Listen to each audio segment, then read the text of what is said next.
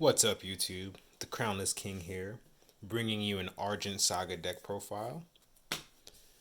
Today we're going over Raine Serpio, which is, I would say, one of the better decks in this format so far. It's very versatile, it hits hard, and it's just really good at controlling your opponent's feel and being a little obnoxious, to be honest. So, starting off, we're going to go over Raine, the Mournful commander. One of the best champs in the game, in my opinion, being able to essentially have pseudo hand traps in your hand at all times and deal damage by expelling units is a very powerful effect. Your opponent can never really be too at ease with Raine, so a very good commander, and it works well with a lot of the other cards in our deck. One of them specifically is an Argent card that we will go over later, being able to expel 0 and target it. Moving on, Serpio. It's a new Dark Spirit that just came out in Ascension. It's very good. You can exhaust this card to sacrifice a unit, and a lot of the units, I won't say a lot, but a good majority of the units in this deck have ruin abilities that keep the deck running, and Serpio helps you continue that if you don't have any other options to sack off your units. Also being a very good aggressive deck mitigator by being able to soul burst and deal everything 1,000 on the board. A very good card. Alright, so starting off, we're going to go over the Blazewalker package. First up is Raine, the Blazewalker commander. Raine's really good. Standard card for Blazewalkers. If he's ever expelled, he just gains you advantage by either putting a body on board or a card in hand, and both of those are very good things to do. Moving on, we have Blazewalker Rookie Arc. Another one of the better Blazewalkers in the deck. Having a card that when expelled deals 1,000 to any target is really good. It's very versatile. Your opponent always has to think, what if they have an arc in hand? And being able to do up to 3k with Raine, it's quite amazing. Arc is a great card. Moving on. 3. Blazewalker Scout Leiah. Leiah is really good. Sort of like Raine, where she's expelled and you can gain advantage from her. Leiah lets you recycle your other Blazewalker units that have already been expelled, or any fire unit that has been expelled, which comes in handy in this deck just because of some of the other cards and how they function.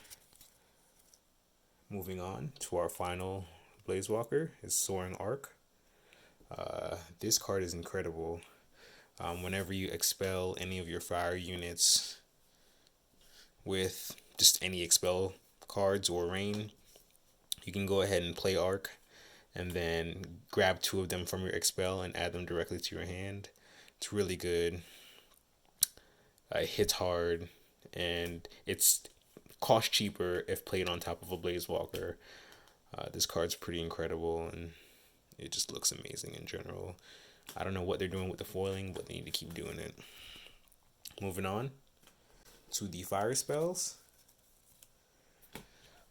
I play 3 Entreat the Blazewalkers. It's a very good card. Early game, you can entreat a Raine, get the Raine ability, and either get a body or a card, or expel entreat any of the other Blazewalkers you may need at the time to get their effects, and just get extra advantage to your hand. I will be cutting down Entreat the Blazewalkers to 2 cards and replacing one with an Assault of Ashes. This card's incredible when it comes on to this deck. Being able to use Raine's ability to expel a unit, deal 500, and then you have a card for 1 shard that just destroys a unit. It's really good, so I'm definitely going to be bumping this up to 3 and putting Entreat down to 2. Okay.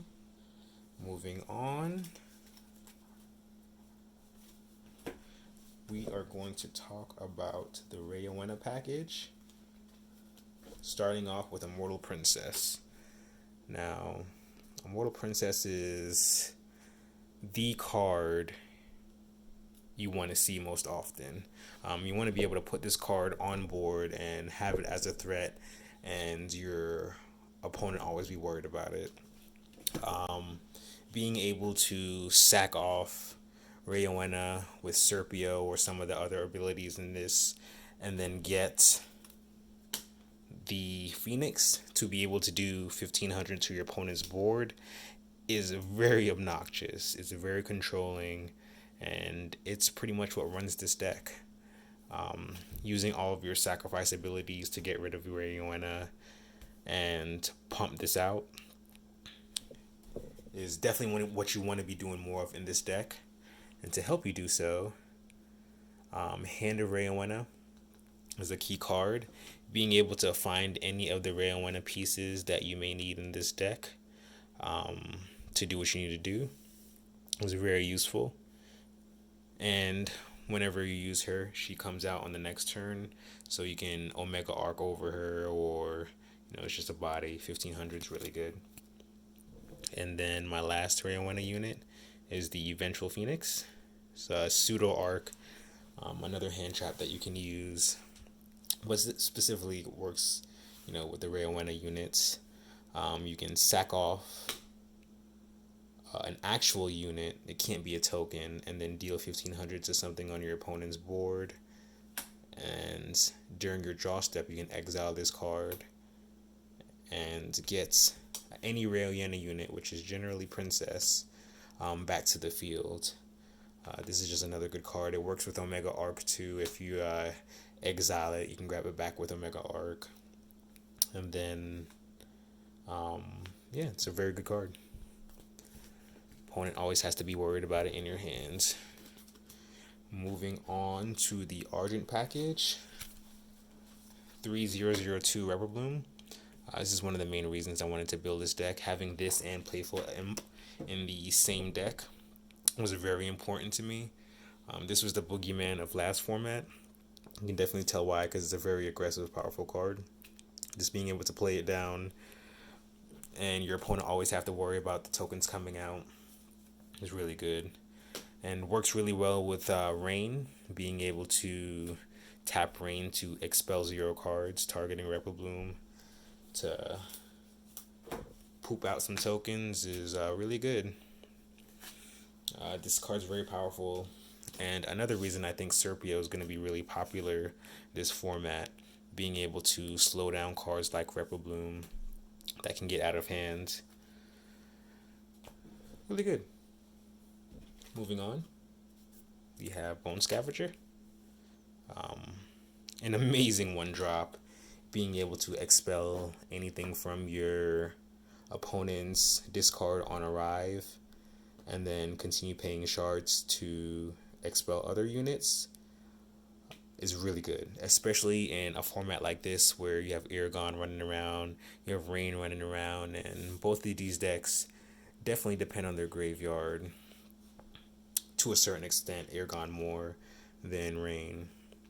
Bone Scavager helps you control your opponent's discard and just make sure no problem cards like Shade or anything else can get out and start giving you problems. And the final Argent card is Eccentric Visitor. It's an amazing card. This card definitely is important in this deck. I almost played it at 3, but it can get pretty cloggy if you do so. But being able to abuse your Serpio's Soul Burst is very good. I almost wanted to put Professor Rudy in this deck, just for the simple fact of getting double arrives are really good, and being able to do 3k potentially, or being able to get to eccentric visitor triggers and soul burst visitors, soul burst be pretty cool with Rudy, but I'm not sure if it's justifiable for just a few cards. But playtesting will be the show of that. Moving on to the dark package, Shade of the Silver King, an amazing card. One of the main reasons Bone Scavager is running rampant. It's just to pop any potential problem cards in your opponent's discard, Shade being one of them. If you can get this card out, your opponent definitely has to figure out a way to deal with it. But not only deal with it, get it out of your discard zone, because it's always going to be a looming threat as long as it's sitting there. Destroy your Guardian and target attack is amazing. And then being able to offer and get your Blazewalker effects off, really good. Moving on, Hoenna, another really good card. Being able to get back, your visitors, get back the next card that I'm going to show you guys. It's really good, and having to offer to do it, which is expelling your units, is also really strong. And the second reason I wanted to build this deck is Playful Imp. My main goal this format was to have Reprobloom and Imp in the same deck, if possible, and was able to do it. Imp is very powerful, being able to sack it off with Serpio or any of your other, like Hand of Raoyenna, Vengeful Phoenix, and get this ruined effect is really strong. Potentially having turn 1 hand knowledge of your opponents and being able to play the game from there is a nuisance to your opponent, but they just kind of have to deal with it unless they have a way around it, and there's not many ways around Imp. So just good body. It's breaking towers when it comes down, but it's a nuisance because your opponent's hand's never really safe. This is definitely going to be the boogeyman of this format. Moving on, 3 Omega Magic Yamis. Being able to get back your imps, being able to get back your visitors or your Reproblooms or any other creature that you may need is really good. That minus effect is also really solid as well. Works with any of your damage dealing cards. Works with Assault of Ashes. Omega Magic Yami, I would say, is probably one of the best Omega Magics out there. Great card. And the final dark card is Treat. Treat's really good. It helps you do what you want to do more. Whenever you want, it's an extra outlet to sacrifice Raoyenna. If you need more cards in your discard, and let's say you have a Phoenix on board, you can go ahead and sack off the Phoenix, send 6 to grave. Phoenix goes back to the deck, and then you can set up Shade plays. This card is very versatile, and being 1 shard definitely helps that out a lot. And that artwork is just incredible. Yeah, so that's the dark package for the Raine Serpio build. Now we'll go over our shards. We have our 6 basic shards, just for doing what you do. Nightmare crystals, really good for milling cards to help your graveyard, whether that be for Shade, Hoenna, versatile card.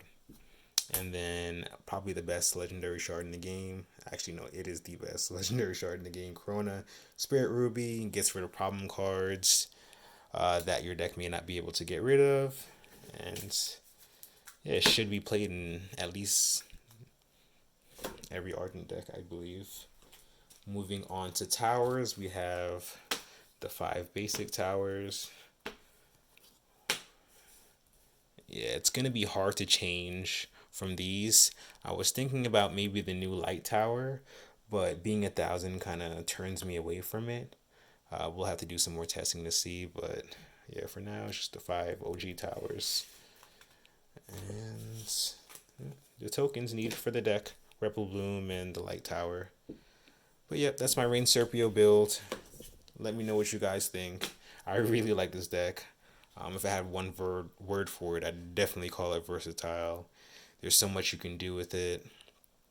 Your opponent is always on edge, never knowing, what all you have in your hand or what all you're able to do.